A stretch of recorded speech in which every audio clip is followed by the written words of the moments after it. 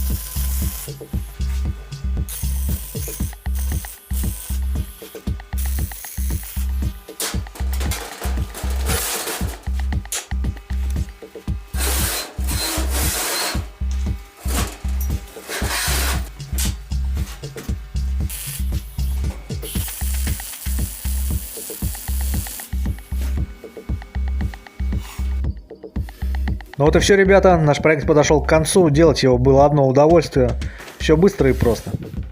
Если кто-то еще не догадался, что это такое, то сейчас я установлю это как положено, и вы сразу поймете, что это обыкновенная цветочница под один единственный горшок, пусть и большого размера. Фотографию готового изделия сейчас сброшу заказчику, потому что эскиз и готовые изделия воспринимаются абсолютно по-разному. А вообще, по задумке заказчика, изделие это будет парное, и стоять, соответственно, эти две цветочницы будут по двум сторонам от какого-то входа. Но если вы считаете, что сегодня тратить такое количество металла на цветочницу под один вазон довольно расточительно, то вы легко сможете добавить в своем варианте крепление еще под один вазон. Хотя, на мой взгляд, симпатично это будет только в том случае, если доступ к цветочнице будет со всех сторон. Кстати, для еще большего удешевления можно делать кольца из прута восьмерка. Но в моей цветочнице, я надеюсь, будет посажено красивое большое, а главное вьющееся растение, поэтому одного вазона здесь вполне достаточно. Ну а после продолжительных обсуждений пришлось еще сделать и пробный выкрас. Краску у нас дали с молотковым эффектом. Ну а в целом, ребята, результатом я доволен, заказчик тоже. Плюс еще одна красивая цветочница упадет в копилку. Поэтому, кому понравилось, ставим лайки и дизлайки. Обязательно подписываемся и не забываем комментировать. Прямые руки вам в помощь. Всем удачи, здоровья. Прорвемся.